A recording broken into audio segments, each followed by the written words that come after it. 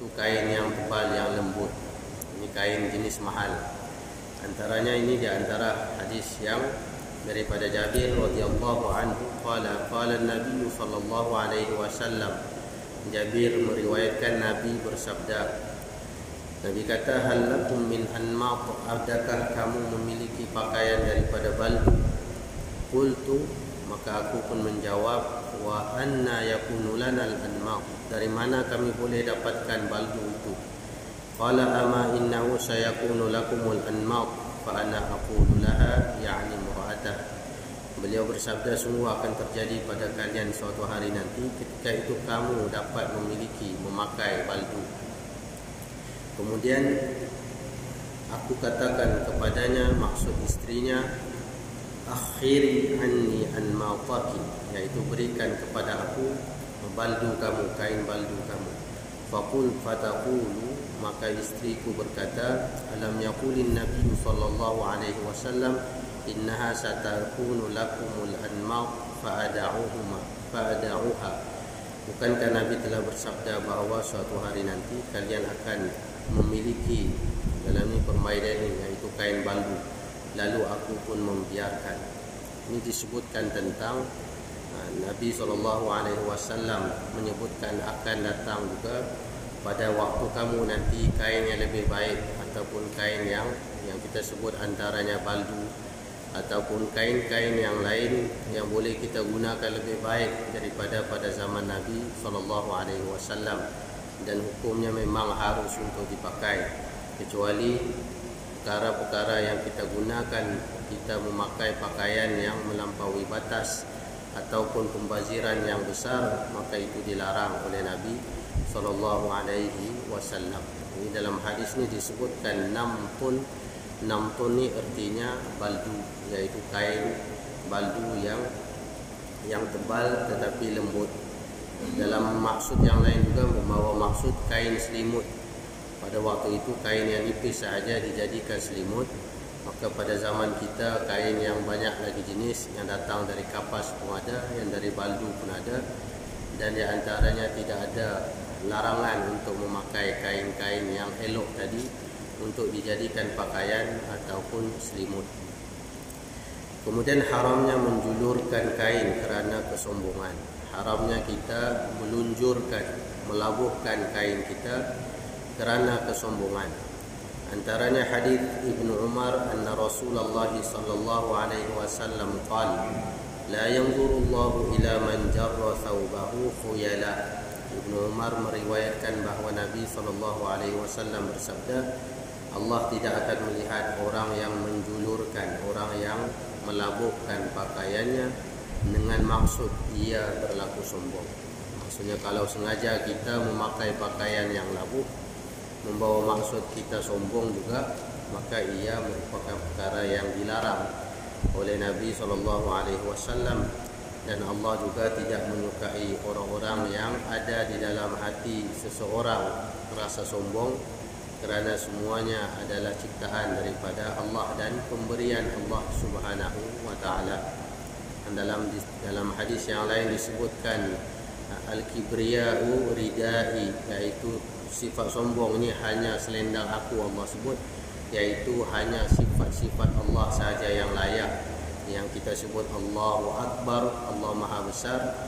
Jadi tidak selayaknya kita ni manusia yang banyak kekurangan mengaku ataupun berlagak sombong, sedangkan kita diciptakan oleh Allah. Sama juga dengan berpakaian pun, sekiranya ada maksud sengaja melabuh-labuhkan pakaian, ataupun sekarang kita saja membazirkan duit kita, melabuhkan sampailah orang angkat, ataupun membawa maksud menunjuk-nunjuk kepada orang, itu juga dilarang. Sebab perkara itu tidak sewajarnya berlaku bagi seorang manusia yang biasa, yang sama diciptakan oleh Allah, dengan menggunakan pakaian yang berlebihan ataupun melampaui batas untuk menunjuk-nunjukkan kepada orang lain. Itu disebut sebagai khuyala. Kemudian hadis yang ke-1350, la yanzurullaha yaumal qiyamah, la yanzurullahu yaumal qiyamati ila man jarra izarahu batara. yaitu Nabi SAW bersabda, pada hari akhirat kelak Allah tidak akan melihat, tidak akan memandang kepada orang yang melabuhkan kain sarungnya kerana sombong. Jadi dalam hadis ini disebutkan tentang ada satu lagi perbahasan yang sangat hebatlah di negara Arab ataupun di mana-mana tempat kita jumpa, yaitu perbahasan tentang isbal. Isbal ni yaitu seseorang yang memakai pakaiannya, kainnya hanya sampai di atas buku lali, ataupun kita sebut sinting kalau bahasa sinilah, kalau bahasa lain atau mungkin singkat sikit. Jadi di negara Arab adalah perkara yang biasa memakai jubah sampai atas buku lali, ataupun yang paling pendek tengah-tengah betis. Banyak yang dipakai di negara-negara Saudi ataupun di mana negara Arab, maka mereka sebut perkara ini disukai oleh Nabi kerana Nabi pernah sebut hadis yang manjarra, yang hadis yang kita baca ini. Walau bagaimanapun, kita juga menerima pendapat bahawa sekiranya kita hanya memakai, tidak membawa maksud sombong, maksudnya ada macam contoh pakaian-pakaian kita orang-orang Asia mungkin jarang untuk kita pakai terlampau labuh, cuma masih labuh dah. Kalau ikut dalam konteks ataupun atas buku lali ini pun kadang-kadang pakaian kita labuh, tetapi bukan sengaja untuk kita berlaku sombong. Mudah-mudahan Allah Subhanahu wa taala tidak menghukumnya sebagai dosa. Berdasarkan hadis ini, la yanzurullahu yaumal qiyamah illa man jarra izarahu, dengan sebab batara ni dengan sebab ada niat untuk berlaku sombong, maka dikhawatiri kita sekiranya ada rasa ingin menunjuk-nunjuk ataupun kita rasa hebat sangat pakai pakaian yang labuh ini, boleh membawa maksud, boleh membawa dosa kepada kita, yaitu kerana batara, sombong, ataupun maksud yang lain khuyala, sebagai menunjuk-nunjuk kepada orang lain. Itu di antara perkara yang boleh digunakan pakai oleh kita. Sekiranya kita pakai pakaian yang terlabuh sangat, maka bolehlah kita singkatkan sedikit. Dan sekiranya kita pakai pendek pun janganlah sampai menampakkan aurat.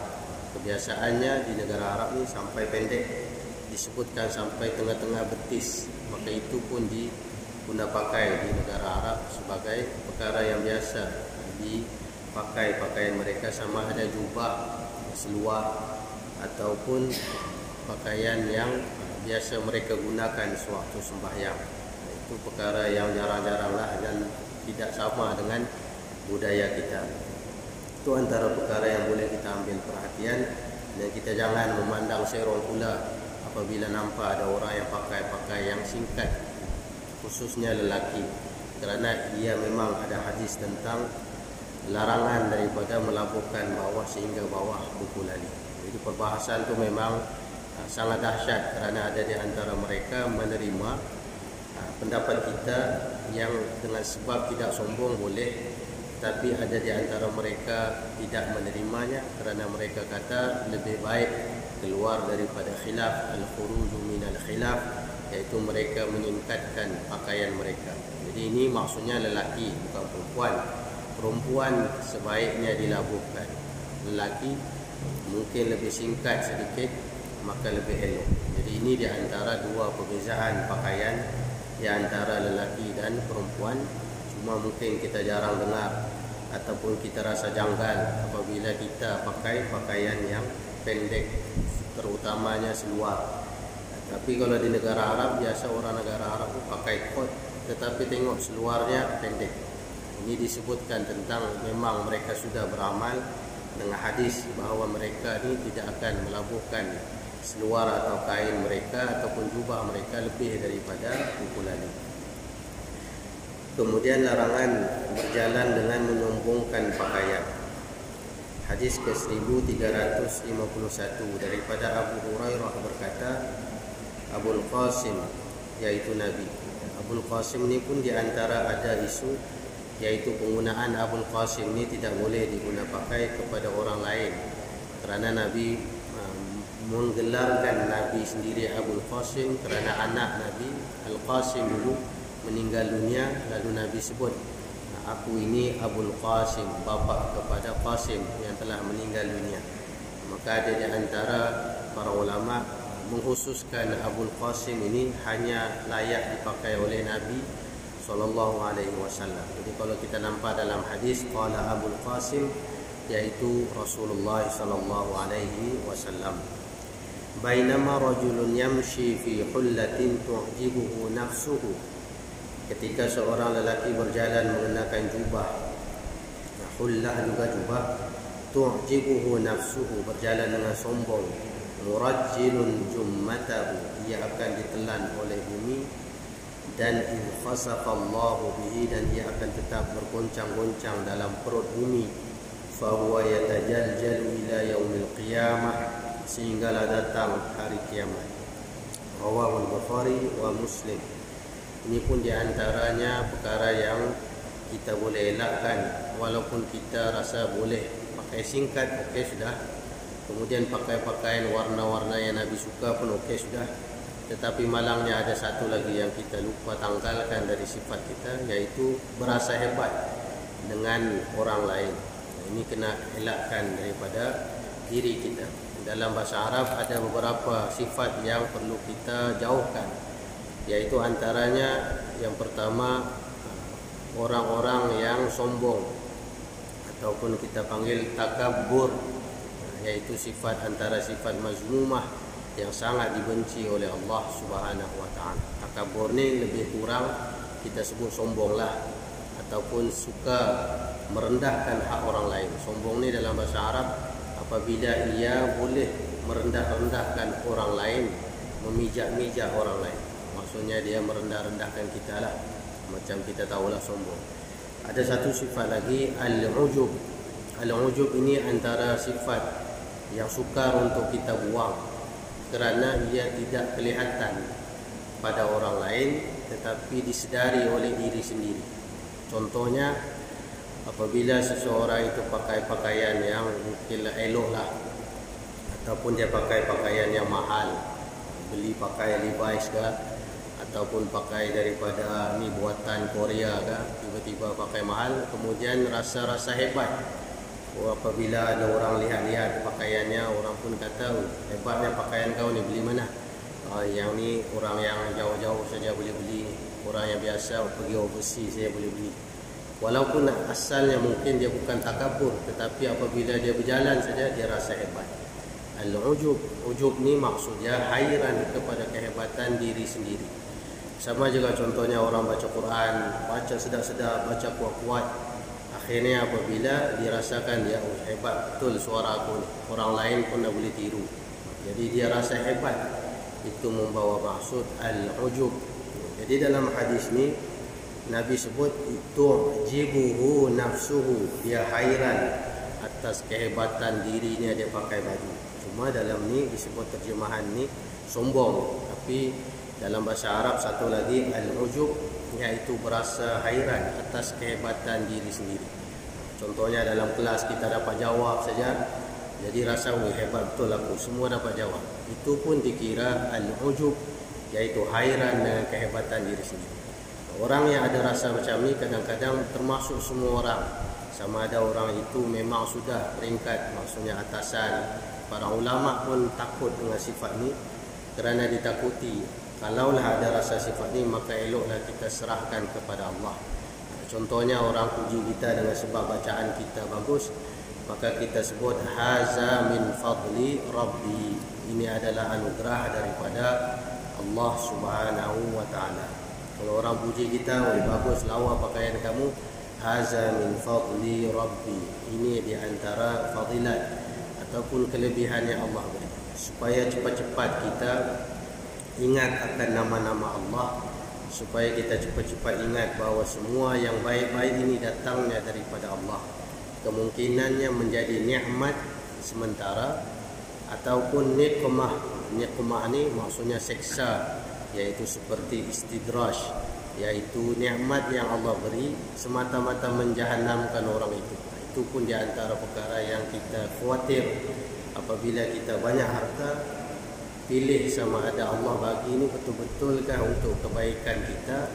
Semakin dia kaya semakin datang masjid ke, ataupun Allah beri kekayaan semakin dia lupa rumah Allah Subhanahu wa taala, itu membawa maksud istidraj, pemberian yang Allah beri semata-mata sebab yang lain, sebab semakin jauh dia daripada Allah Subhanahu wa ta'ala. Wal'iyaz billahi min zalik. Jadi dalam hadis ini disebutkan yatajaljalu ila yaumil qiyamah, Allah tidak akan memandang orang yang macam ni, yang rasa hebat dengan dirinya sendiri. Akhirnya Allah seolah-olah membenamkan, menelan dia ke dalam bumi kerana tidak layak hamba Allah berlaku sombong. Kemudian hadis ke-1352 menanggalkan cincin emas.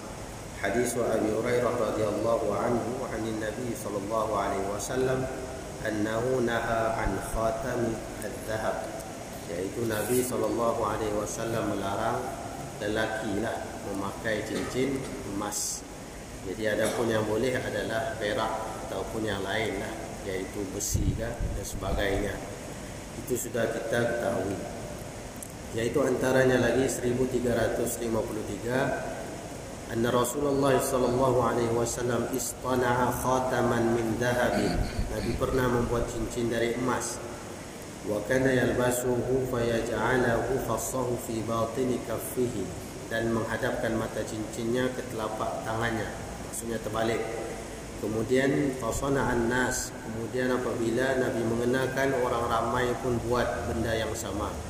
Sumainahu jalasa 'alal minbar fanaza'ahu, lalu apabila Nabi duduk di atas mimbar setelah memuji Allah Subhanahu wa taala, Nabi kata, inni kuntu albasu hadzal khatam, sesungguhnya aku telah membuat cincin dari emas ini, wa ja'alu fassahu min dakhili farama bihi, dan sungguh saat ini aku tidak lagi mengenakan cincin ini. Lalu Nabi buang farama. Lalu summa qala wallahi la albasuhu abadan, aku tidak akan pakai lagi sampai bila-bila.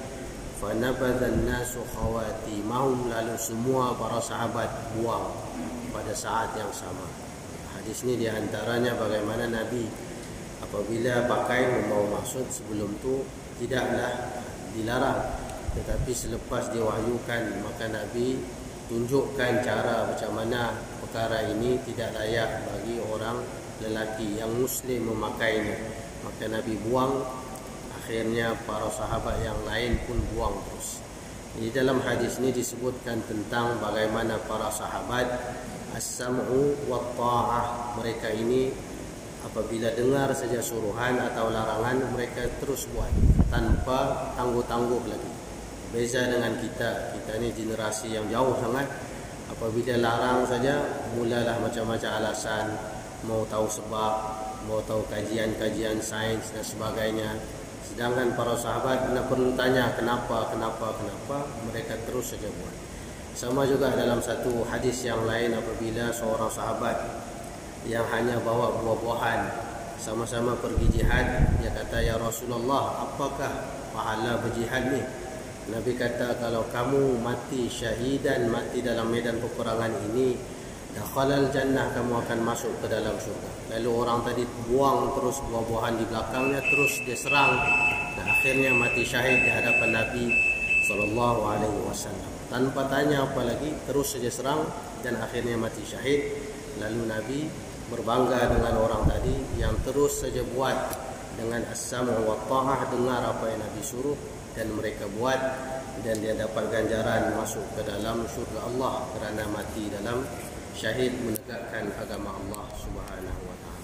Begitu juga hadis yang kita baca tadi, para sahabat dalam ni dilarang, mereka terus buang. Sama seperti hadis yang lalu kita baca, Nabi apabila Nabi pecahkan botol-botol arak apabila diharamkan, para sahabat pun buang di tengah jalan, sehingga disebutkan Madinah penuh dengan air ketika mana mereka mendengar Nabi telah membaca ayat-ayat bahawa Allah Ta'ala mengharamkan arak secara total sampai hari kiamat. Wallahu Ta'ala a'lam. Mudah-mudahan Allah Subhanahu wa Ta'ala dapat memberikan kita peluang untuk beramal dengan perkara-perkara yang boleh kita beramal, dan mudah-mudahan Allah Subhanahu wa Ta'ala mudahkan kita untuk hisab kita di hari akhirat kelak, dan Allah Subhanahu wa Ta'ala masukkan kita semua ke dalam syurga Allah Subhanahu wa Ta'ala. Wallahu ta'ala a'lam wa billahi taufiq wal hidayah. Wassalamualaikum warahmatullahi ta'ala wabarakatuh. Bismillahirrahmanirrahim. Alhamdulillahi rabbil alamin. Wassalatu wassalamu ala ashrafil anbiya'i wal mursalin wa ala alihi wa sahbihi ajma'in. Allahumma zidna ilma warzuqna fahma. Allahumma nawwirna binuri ilmika wa ab'idna an-nisyan bi rahmatika ya arhamar rahimin. Allahumma inna na'udzu bika minal barasi wal jununi wal judami wa min sayyi'il asqam. Bismillahilladzi la yadurru ma'a ismihi syai'un fil ard wa la fis sama' wa huwas samiul 'alim. Rabbana atina fid dunya hasanah wa fil akhirati hasanatan wa qina 'adzaban nar wa qina 'adzaban nar wa qina 'adzaban nar. Subhana rabbika rabbil 'izzati 'amma yasifun wa salamun 'alal mursalin walhamdulillahi rabbil 'alamin. Taqabbalallahu